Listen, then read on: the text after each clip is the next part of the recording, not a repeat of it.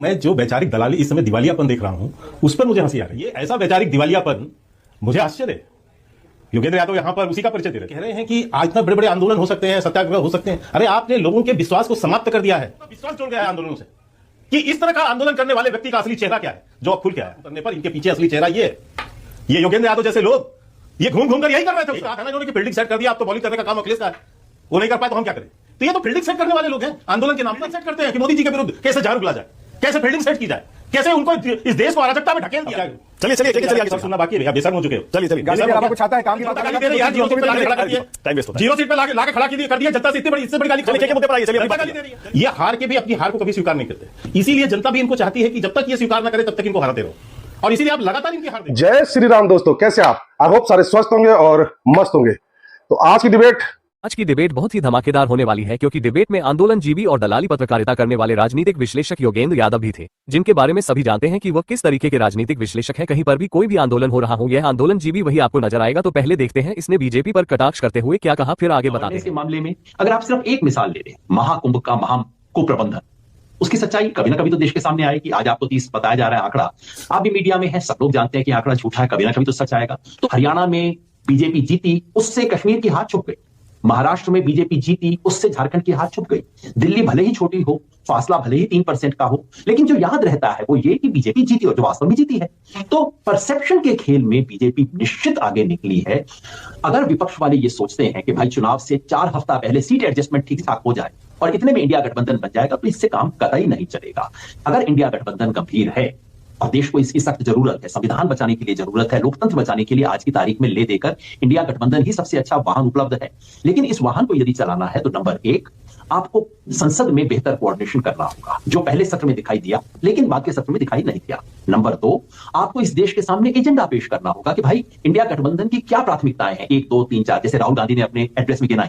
लेकिन मैं सिर्फ राहुल गांधी के मुंह से नहीं सुनना चाहता, मैं पूरे इंडिया गठबंधन के मुंह से सुनना चाहता हूं कि अगर हमारा प्रेसिडेंशियल एड्रेस हो हम क्या करेंगे, हमारा बजट हो हम क्या करेंगे, अपनी प्राथमिकता बनाएं। और नंबर 3 उन प्राथमिकताओं के आधार पे सड़क पे जमीन में जाके आप जनता को जमीन पे उतर के संगठित करें, केवल चुनाव का इंतजार ना करें, आप संगठित करें। ऐसा काम इंडिया ब्लॉक ने अब तक नहीं किया है।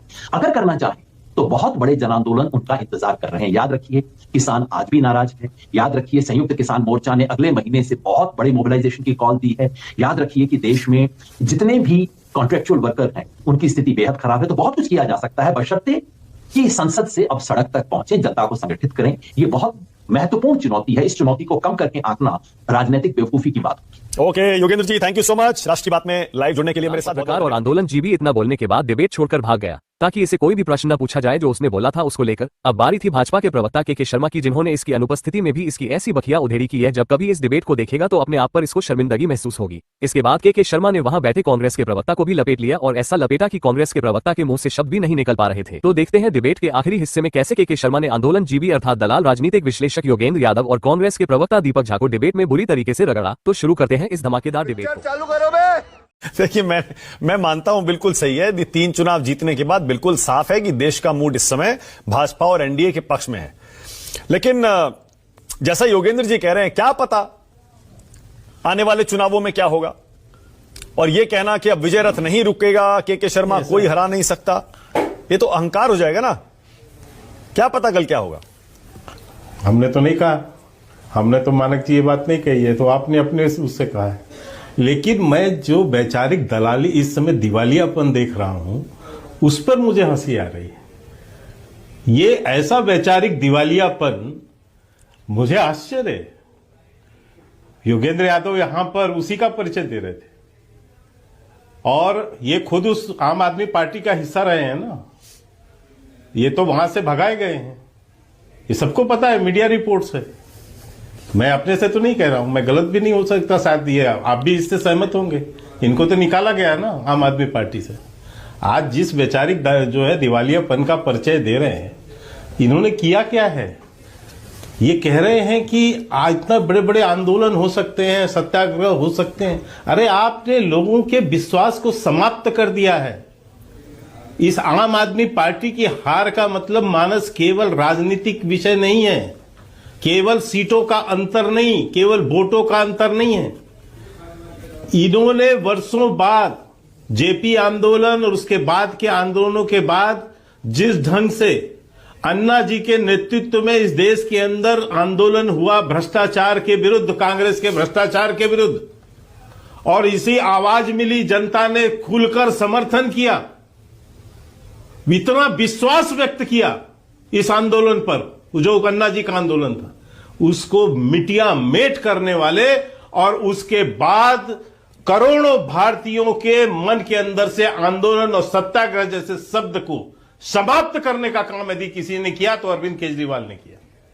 लोगों का विश्वास जुड़ गया है आंदोलनों से कि इस तरह का आंदोलन करने वाले व्यक्ति का असली चेहरा क्या है, जो अब खुल के आया है।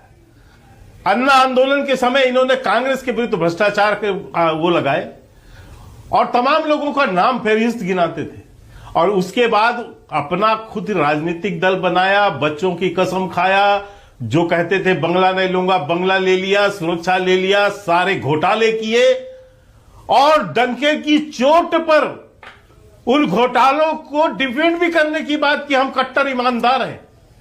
17 महीने जेल चले गए, न्यायालय ने जेल दिया, इनके मंत्री जेल चले गए। तो लोगों का विश्वास जुड़ गया मानक जी कि ये जो आंदोलन करने वाले लोग हैं, इनके पीछे, इनका नकाब उतरने पर इनके पीछे असली चेहरा ये है। ये योगेंद्र यादव जैसे लोग ये घूम घूम कर यही कर रहे थे उस समय, और आज, और ये तो योगेंद्र जी तो अपने खुद बयानों से किसान आंदोलन के समय भी जो बयान दिया है, मुझे इनको याद दिलाने की जरूरत नहीं, चले गए यहां से। यही कहा था ना इन्होंने कि फील्डिंग सेट कर दिया, अब तो बॉलिंग करने का काम अखिलेश का है, वो नहीं कर पाए तो हम क्या करें। तो ये तो फील्डिंग सेट करने वाले लोग हैं आंदोलन के नाम पर। ये फील्डिंग सेट करते हैं कि मोदी जी के विरुद्ध कैसे जहर उगला जाए, कैसे फील्डिंग सेट की जाए, कैसे उनको इस देश को अराजकता में ढकेल दिया जाए। यही स्वरूप है सर, यही सच्चाई है कि इन लोगों के चेहरे कुछ और हैं, अराजकता से भरे हुए लोग हैं। ये देश के विरुद्ध चलने वाले लोग हैं। अच्छा ठीक है, मोदी जी ने ओके। गलत नहीं कहा। के शर्मा, आपने कहा ना, आपने कहा विश्वास खत्म हो गया, आम आदमी पार्टी से भरोसा उठ गया, और एक बात 43% वोट उनको आया है। के शर्मा, आप कह रहे हैं उठ गया, खत्म हो गया, 43% वोट है। सर मेरी बात सुनिए। मैं बस निवेदन कर रहा हूं, मैंने ये नहीं कहा आम आदमी पार्टी से, मैंने ये कहा कि सत्याग्रह के नाम पर जो ढकोसला और पाखंड करते हैं, उनसे लोगों का विश्वास उठ गया। और एक चीज ये भी बता दूं सर, आप यदि इस आंकड़े पर बात करेंगे मानक जी, तो हारने वाले का भी, उसको भी वोट मिलते हैं, जीतने वाले को भी वोट मिलते हैं। कांग्रेस की 0 सीट आई है लेकिन 6 लाख वोट हैं। 0 सीट आई है लेकिन 6 लाख वोट हैं, तो क्या कहेंगे आप? ये सबको मिलता है सर, हार जीत के बाद भी सबको मिलता है। दूसरी बात में केवल एक बात जो है भ्रम दूर कर देना चाहता हूं, जो बार बार जो मानक जी इस परिणाम के बाद कहे जा रहे हैं कि कांग्रेस अलग अलग लड़ी इसलिए हारे, एक साथ लड़ते तो ये जरूर जीते। मैं केवल एक उदाहरण देके अपनी बात समाप्त कर दूंगा। सबसे बड़ा उदाहरण है अरविंद केजरीवाल। अरविंद केजरीवाल नई दिल्ली की सीट पर थे और यहां पर इनको पिछली बार 2020 में 46,000 वोट मिले थे, भाजपा को 25,000 26,000 वोट मिले थे और कांग्रेस पार्टी को 4,000 वोट मिले थे 2020 में। इस बार क्या हुआ? इस बार अरविंद केजरीवाल को 46,000 से घट के 25,000 वोट मिले हैं। भारतीय जनता पार्टी को 25,000 से बढ़ के 30,000 वोट मिले और कांग्रेस वही 4,000 की 4,000 पर है। मुझे बताइए कहां कांग्रेस के जुड़ने से और अलग हो जाने से अरविंद केजरीवाल की हार हुई? ठीक है, इस बार भी तो 4,000 वोट थे, इस बार भी 4,000 वोट। ठीक है, अरविंद केजरीवाल 46,000 से घट के 25,000 पे आ गए, हम 25,000 से बढ़ के 30,000 हो गए, तो जनता ने हराया सर। नहीं ठीक है, जनता ने उनको 40,000 शर्मा बिल्कुल सही कह रहे हैं। हमें 5,000 आगे बढ़ा। ये भी राजनीतिक विश्लेषण। शर्मा, मैं तो खुद ये मानता हूं, केवल मोदी जी के विरुद्ध लोगों की जो मैं खुद ये मानता हूं, और इस पर देखिए, इस पर मेरे हिसाब से इस पर कोई बहस नहीं होनी चाहिए। कांग्रेस और आम आदमी पार्टी मिलकर लड़ते हैं तो जीत जाते, मैं भी बिल्कुल ये नहीं मानता हूं, क्योंकि ऐसा होता तो वैसा होता, वो एकदम अलग है। दीपक झा, हाँ बताइए ना जरा, देश का मूड तो क्लियर है ना? आप चुनाव पर चुनाव बीजेपी जीते जा रही है और कहीं कांग्रेस का इंडिया गठबंधन कोई पार्टी टिकी नहीं रही है। देखिए मानक भाई, के शर्मा जी ने इतनी बातें अभी यहाँ पे बैठ के की, आपको शायद समझ में नहीं आया कि बोल क्या रहे हैं, कहना क्या चाह रहे हैं। जनता भी गुमराह है इनके भाषणों से और परेशान है कि 5 मिनट बिना नॉन स्टॉप बोले, लेकिन क्या बोलना चाह रहे हैं पता नहीं चला। यदि मेरी बात इनको समझ आ जाती तो ये दुर्दशा थोड़ी ना होती। कांग्रेस पार्टी की दुर्दशा इसीलिए है कि जनता की बात इनको समझ नहीं आई। इनको वही बात समझ में आती है जो राहुल गांधी को समझती समझ है। चुप रहो, चुप रहो, मैंने बीच में नहीं बोला। ये बदतमीजी है, ये बदतमीजी है तुम्हारे साथ। तो मैंने नहीं बोला, दीपक नहीं ऐसे नहीं। हाँ बोलिए। नहीं, वो मैं कह रहा हूँ बदतमीज आदमी हो इसलिए बीच में बोल। अरे नहीं, क्या चलिए आगे चलिए, बोलिए। आप तो महान ये सच्चाई ये है, ये सच्चाई है। मैंने इसलिए कहा, अब क्या चलिए चलिए आगे चलिए। सुनना बाकी है भैया, बेशर्म हो चुके हो। चलिए गाली के अलावा कुछ आता है? काम की बात बताइए। गाली जनता गाली दे रही है यार, जीरो सीट पे लाके खड़ा कर दिया, टाइम वेस्ट होता है। जीरो सीट पे लाके खड़ा कर दिया जनता से, इतनी बड़ी, इससे बड़ी गाली। चलिए के मुद्दे पर आइए, चलिए अपनी बात गाली दे रही है। चलिए आगे बढ़िए, चलिए। हाँ, अब मुझे मैंने यही कहा मानक जी, देखिए इनको आज तक समझ में नहीं आया, इनको कभी समझ में भी नहीं आएगा। उसका रीजन ये है कि क्योंकि आज तक ये पार्टी ऐसी पार्टी है जो देश की सबसे पुरानी पार्टी है, लेकिन इसकी राजनीतिक जो है दिवालियापन हो चुका है। ये हार के भी अपनी हार को कभी स्वीकार नहीं करते। इसीलिए जनता भी इनको चाहती है कि जब तक ये स्वीकार ना करे तब तक इनको हराते रहो, और इसीलिए आप लगातार इनकी हार देख रहे हैं। अभी आप पूछ रहे थे, मैं आपको एक आंकड़ा बताता हूं। लोकसभा चुनाव के बाद 7 चुनाव हुए, 7 चुनाव में एनडीए 5 चुनाव जीती।